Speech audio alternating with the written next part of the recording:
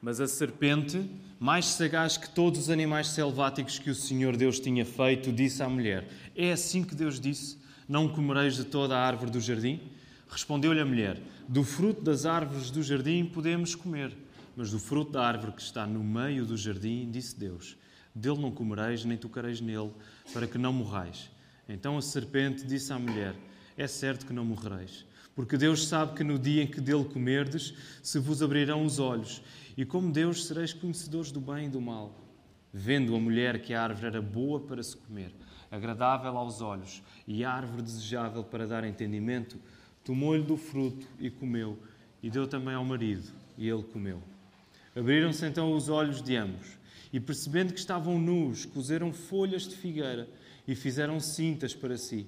Quando ouviram a voz do Senhor Deus, que andava no jardim pela viração do dia, esconderam-se da presença do Senhor Deus, o homem e sua mulher, por entre as árvores do jardim. E chamou o Senhor Deus ao homem e lhe perguntou: onde estás?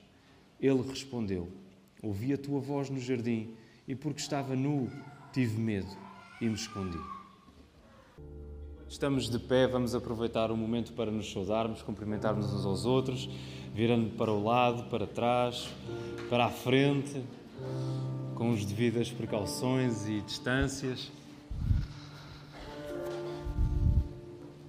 Podemos ficar sentados, queridos irmãos.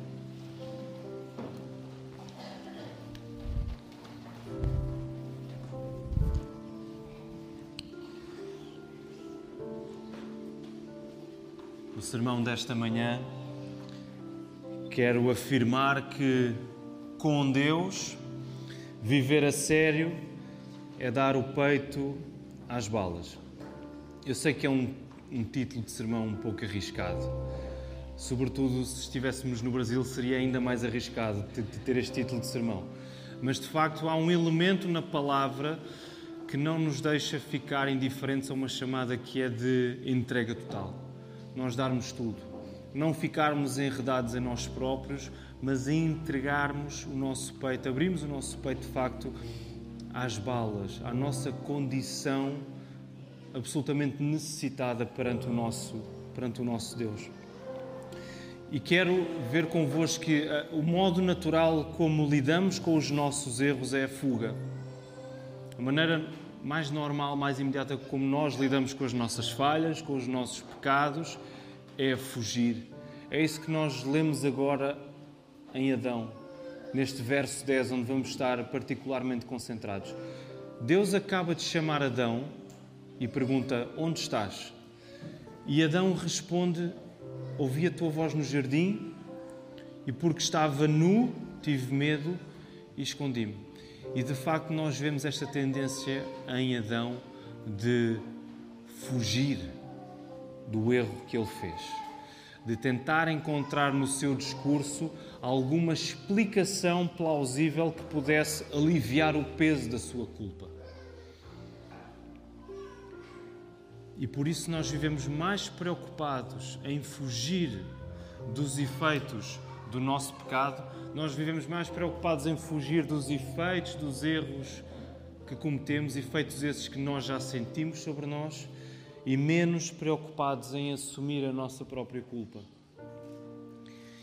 E queridos irmãos, queridos amigos, o que eu vos quero dizer e que a palavra vos está a dizer, nos está a dizer esta manhã é que viver a sério, viver de facto a sério, não é sermos exímios explicadores de nós mesmos. Não é nós chegarmos a um ponto em que sabemos explicar muito bem a nossa própria vida. Mas viver a sério é confiarmos a nossa vida nas mãos do único que a pode resolver mesmo, que é Cristo. E por isso nós queremos orar nesta hora mais uma vez. Vamos pedir ao nosso Deus que nos dirija a sua palavra. Vamos orar. Senhor, se não for a tua palavra aberta, nós ficamos perdidos em nós próprios. Tens de ser tu, com a tua voz, a vir ao nosso encontro e a destapar os nossos corações. Ó Senhor, é isto que nós queremos pedir-te nesta hora. Ajuda-nos a reconhecer a nossa culpa, o nosso pecado, que é cometido contra ti, Senhor, tu que és santo. E a nossa necessidade urgente de um Salvador. poderoso como é o Teu Filho Jesus Cristo.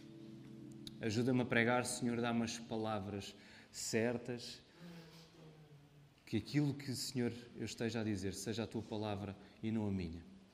Traz a Tua salvação a este lugar, nesta hora, Senhor. É isto que nós queremos pedir e agradecer no nome do Teu Filho Jesus. Amém.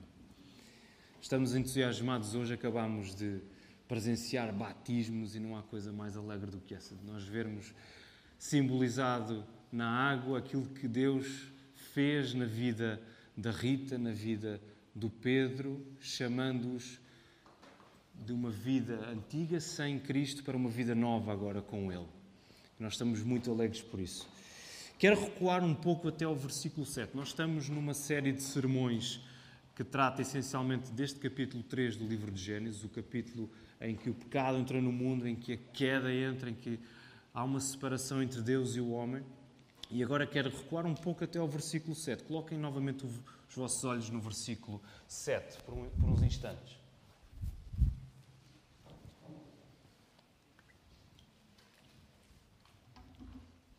O versículo 7, se recordam e se já repararam, é o primeiro momento de corte e costura que há memória. Porque é o momento em que Adão e Eva pegam em folhas de figueira, que elas estavam ali à mão, e fazem cintas para si, para tapar a sua nudez. E deixem-me dizer que esta roupa mal amanhada de Adão e Eva, esta roupa denuncia literalmente um jogo de cintura. E há aqui um jogo de palavras intencional, em que nós vemos que Adão e Eva fazem roupas para colocar à cintura, e nós percebemos que há aqui um jogo, de facto, um jogo de cintura que Adão e Eva estão a querer praticar, mas que é muito pouco eficaz na tarefa de esconderem a sua culpa. E este jogo de cintura, ele é o nosso jogo de cintura também. Nós queremos nos imunizar às coisas más, sem termos de sujar as mãos na culpa que carregamos. Este é o jogo que nós tentamos jogar todos os dias, que é, nós tentamos suavizar os efeitos maus dos nossos erros, dos nossos pecados, sem termos efetivamente de sujar as mãos na culpa que nós carregamos. E sabem, isto é uma sabotagem auto-infligida. Isto é uma sabotagem que nós colocamos na nossa própria vida. E isto é consequência do nosso pecado. Este esquema caído de sabotagem a nós próprios, isto é consequência do nosso pecado. E quero explicar. O pecado leva-nos ao engano de acharmos que podemos eventualmente não ter de lidar com a culpa se nos esforçarmos por suavizar os seus efeitos perniciosos. O pecado é de tal maneira enganoso que ele leva-nos a acreditar que nós não teremos de lidar com a nossa culpa se conseguirmos de algum modo suavizar os efeitos maus, terríveis dos nossos erros e dos nossos pecados. É uma sabotagem auto-infligida, porque a nossa luta para fugir aos efeitos do pecado só nos vai afundar ainda mais nele. Quando nós passamos a nossa vida a fugir dos efeitos do nosso pecado, a tentar suavizá-los, a tentar amansá-los, a tentar conviver com eles, nós só nos estamos a afundar ainda mais no nosso pecado. Na tentativa de nos livrarmos da nossa culpa, nós tornamos-nos ainda mais culpados, porque fechamos os olhos à única solução possível, que é Cristo. Na tentativa desenfreada de nós tentarmos conviver com a culpa que nós carregamos, nós acabamos por cavar ainda mais culpa para nós, porque nós estamos a fechar os nossos olhos à única solução que Deus traz à nossa vida, que é Cristo. E nesta tentativa de nos livrarmos da nossa culpa, nós rejeitamos o próprio Deus. Neste circuito que não tem fim, nós rejeitamos o próprio Deus. E quando lemos a resposta de Adão, aqui no verso 10, nós encontramos medo, encontramos vergonha, encontramos culpa, mas não encontramos confissão. Nós lemos estas coisas todas na resposta de Adão, mas não encontramos Adão a confessar. não encontramos um coração que se diz: Senhor, eu entrego-me a Ti. O que nós lemos nas palavras de Adão, e porque o pecado já tinha cavado tão fundo no seu coração, é um mecanismo que está pronto a ser usado. E esse mecanismo é o mecanismo da explicação. Adão, por causa do seu pecado, está pronto a explicar-se diante de Deus, mas não está pronto a confiar nele. Semana passada falámos sobre este choque que há quando Deus vem até nós. Este choque que há na sua palavra quando Ele vem ao nosso encontro. E neste confronto que Deus provoca, Adão evita expor-se e só quer saber da melhor explicação que pode dar para a culpa que sente. Isto é latente no texto. Adão está preocupado em dar a melhor desculpa para o facto de estar escondido. Ele não sabe como é que há de lidar com a culpa que tem. E a melhor maneira que encontra é usar uma desculpa. Senhor, eu ouvi a Tua voz, porque estava nu, tive medo e então escondi-me. E não é diferente connosco. Não é diferente connosco. A triste ironia é que, tal como Adão, quando nós nos sabotamos neste circuito caído, do qual não há saída por nós próprios, a triste ironia é que, não tomando nós a nossa própria culpa como nossa, acabamos por acusar-nos a nós mesmos. A ironia é que nós acabamos por nos acusar a nós mesmos. Porquê? Porque a vergonha e o medo, que não temos como evitar, mas tentamos a todo o custo tapar, são evidências de que alguma coisa está estruturalmente errada connosco. Todos nós, de uma maneira ou de outra, lidamos com vergonha, lidamos com medo, lidamos com culpa na nossa vida.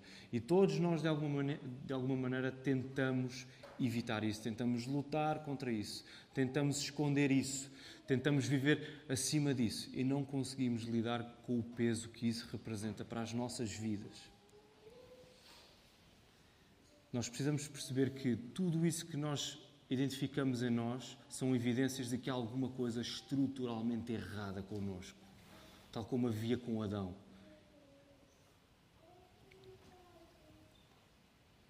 Por isso, quando o nosso dispositivo é defendermos automaticamente, é explicarmos-nos automaticamente diante de Deus, essa defesa é a nossa derrota. Essa defesa é a nossa destruição. Não há vida aí, só há morte. Essa defesa automática que nós lançamos perante Deus para tentar desculpar-nos, isso é a nossa destruição. Quando nós teimamos em esconder a nossa culpa através da explicação, através da justificação, o peso insuportável da acusação permanece sobre as nossas vidas. Quando nós teimamos em esconder a nossa culpa, em lidar com ela à nossa maneira, o peso da acusação permanece sobre nós e nós não temos como suportar esse peso sozinhos. Nós precisamos de alguém muito mais poderoso do que nós para suportar esse peso por nós. Longe de ser uma invenção moderna, este dispositivo de nos justificarmos a nós mesmos, de nos explicarmos a nós mesmos, é bem batido, é bem gasto. Reparem, desde Gênesis 3, desde este momento da história, que tem sido muito mais atrativo para o homem parecer uma criatura que se guarda, explicando-se a si mesmo, do que uma criatura que se dá, expondo as suas fraquezas. É muito mais atrativo nós parecermos pessoas que se guardam, que têm explicações muito completas acerca de si mesmo, do que pessoas que se expõem, do que pessoas que se dão. E devemos reconhecer a nossa hesitação em lidar com este tipo de pessoas que automaticamente vêm ter connosco: olha, eu quero te confessar alguma coisa. Nós ficamos logo, espera lá. Eu não sei se estou muito interessado em saber esse tipo de coisas acerca da tua vida. Eu tenho o meu espaço, eu tenho esta minha explicação, fica na tua própria explicação e lidamos bem um com o outro assim.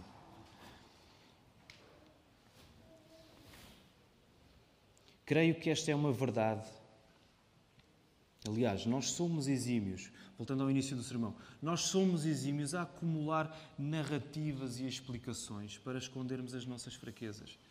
Essa é a nossa especialidade. Nós somos exímios, nós somos especialistas a arranjar explicações, a arranjar justificações para escondermos as nossas fraquezas, para escondermos os nossos erros, os nossos pecados, para não termos de lidar com a culpa que nós carregamos. E eu creio que esta é uma verdade constante a cada um de nós presente aqui esta manhã. Esta é uma verdade constante a cada um de nós. Independentemente do facto de uns poderem ser mais dados ao discurso e outros poderem ser menos dados ao discurso. E porquê? Porque quando nós olhamos para o nosso coração, nós percebemos que é no mais central acerca de quem nós somos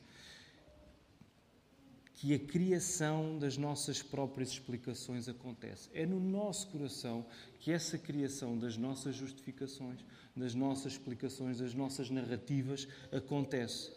E não chegamos a precisar sequer de palavras audíveis para começarmos a viver em conformidade com essas explicações que nós já tomamos como fundamentais para a nossa vida.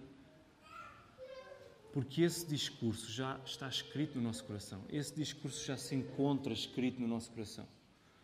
Alguns de nós podem ter a necessidade de verbalizar e de contar a meio mundo as explicações que nós próprios conseguimos elaborar para mostrar quem somos e para lidarmos com os nossos erros e com as nossas falhas e com a nossa culpa. Outros de nós não sentirão essa necessidade.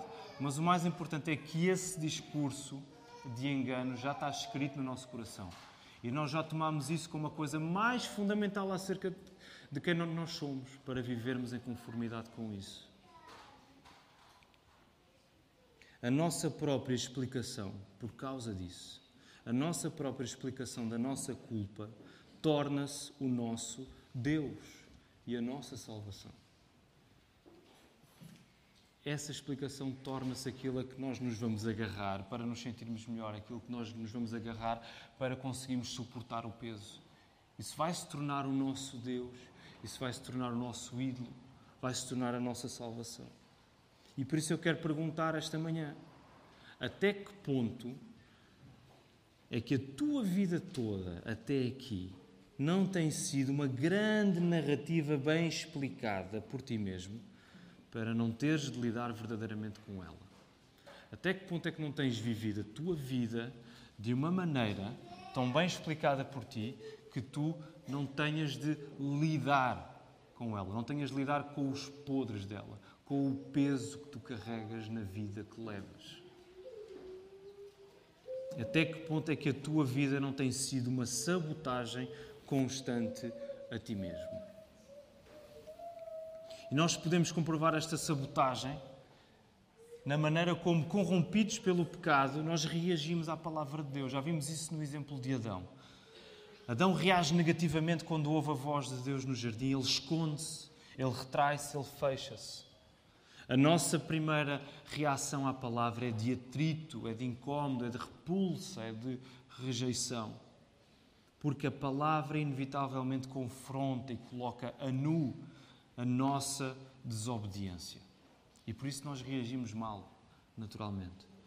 Há uma história, um episódio no Velho Testamento que ilustra bem este aspecto, que é o episódio em que o rei David, lá no segundo livro de Samuel, no capítulo 12, depois de ter cometido o pecado de adultério com Batseba e depois de ter morto Urias, depois de ter feito um esquema, uma explicação muito bem elaborada, que chega ao ponto de matar o homem, o marido da mulher com quem ele tinha adulterado, o profeta Natã vai ter com David.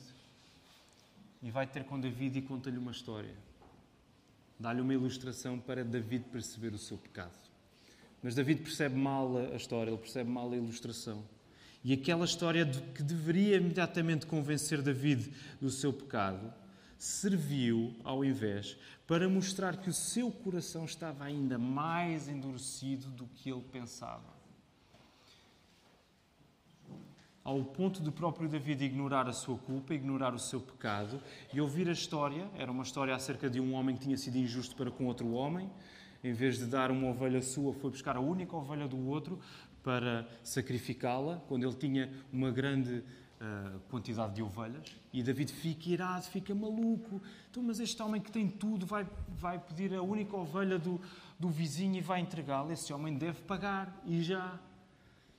David, por estar tão endurecido, tão dentro do seu próprio circuito de explicação da sua culpa, ele não consegue perceber o estado em que está e ele atira-se ao pecado alheio.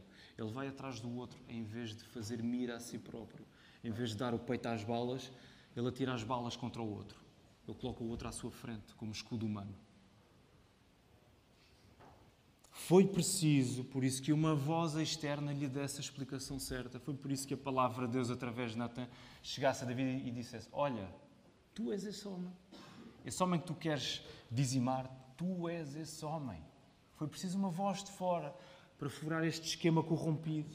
E para nós, da mesma maneira, sairmos deste circuito fechado de culpa, em que continuamente nos arrastamos ao sabor das nossas justificações, das nossas narrativas, a palavra tem de furar as nossas defesas. A palavra tem de furar o nosso coração. A palavra tem de vir de fora, furar as nossas defesas e fazer morada em nós. Não há como nós conseguirmos eliminar o peso da culpa sem que a palavra venha até a nossa vida e nos mostre Cristo. Nós não temos um mecanismo interno em nós capaz de nos aliviar disso. Até podemos viver aliviados durante alguns anos, em paz, mas em último grau teremos sempre de lidar com a consequência dos nossos erros e do nosso pecado contra Deus. E não teremos como nos livrar desse peso. Por isso, queridos irmãos e amigos, nós precisamos de entender o poder do Evangelho. Nós precisamos entender como é que o Evangelho resolve o nosso pecado e a nossa fuga constante à inevitabilidade da culpa. Quando nós lemos Isaías, o profeta Isaías, no capítulo 53, no verso 7, Isaías está a falar profeticamente sobre Cristo, centenas de anos antes de Jesus nascer. Ele está a antecipar aquilo que Cristo será, o que Ele fará no futuro. E ele diz o seguinte, Isaías 53, 7. Ele foi oprimido e humilhado, mas não abriu a boca. Ele foi oprimido e humilhado, mas não abriu a boca. Como cordeiro foi levado ao matadouro, e como ovelha muda perante os seus tosquiadores, ele não abriu a boca. Ora, reparem, Jesus, que tinha todo o direito de se defender dos seus acusadores, ele que era inocente, não abriu a boca. Jesus, que tinha todo o fundamento para se explicar e para se livrar do que se estava a acontecer, ele não abriu a boca. Jesus escolheu sofrer a morte a ter de se explicar, quando tinha todo o fundamento para ser considerado inocente. Ainda hoje lemos um texto em João 18 que relata parte do interrogatório que Pilatos fez a Jesus. E nós vemos lá Jesus a responder, algumas vezes, mas as respostas que Jesus dá, as poucas respostas que Jesus dá, nunca o colocam numa posição em que ele pode ser escusado. Mas colocam-no sempre cada vez mais numa posição em que ele vai ser condenado. E por isso a maneira como Jesus nos salvou, a maneira como Jesus nos salva morrendo na cruz, é a maneira como somos chamados a viver. Não te expliques a ti mesmo, não te justifiques a ti mesmo, mas dá o peito às balas. Ainda hoje o que vimos aqui, a Rita e o Pedro a descerem às águas e a voltarem para cima. O que estava ali simbolizado era, quer da parte da Rita, quer da parte do Pedro, eles assumirem que eles desistiram de tentarem explicar-se a si próprios, de tentarem fazer algum tipo de cobertura para a sua culpa e que eles entregaram isso nas mãos de Cristo. Foi o que nós vimos a acontecer. Cristo transformou a vida do Pedro e da Rita de tal maneira que eles desistiram de lidar com a culpa que eles carregam para entregar isso nas mãos de Cristo. Porque só Cristo tem o poder de resolver isso em nós. E por isso tu não tens de viver com o peso de tentares explicar a tua culpa. Porque Jesus, para te salvar, não deu uma explicação. Jesus, para te salvar, deu a sua vida. E por isso quero terminar dizendo palavra chama-nos a confiar em Jesus, a dizer que nele teremos vida e vida em abundância. Até que assumas a tua culpa e a entregues a Jesus em arrependimento, tu ainda não começaste a viver a sério. Até que tu assumas a tua culpa, o peso que tu carregas, que tu não consegues suportar, e eu sei que tu não consegues suportar, até que tu assumas isso e entregues isso nas mãos de Cristo, em arrependimento e em fé, tu ainda não começaste a viver a sério. E por isso o convite é, vem para a luz. Vem para a luz e confia naquele que tem o poder de resolver a tua vida. Aquele que tem o poder de retirar a tua culpa, porque Ele a carregou sobre si mesmo quando estava na cruz. Jesus não usou de desculpas para se safar. Jesus não usou de explicações. Jesus confiou no Pai e Ele deu a sua vida para que nós possamos viver a confiar nele e não dependentes das explicações que nós continuamente carregamos sobre nós. Que o Senhor nos ajude.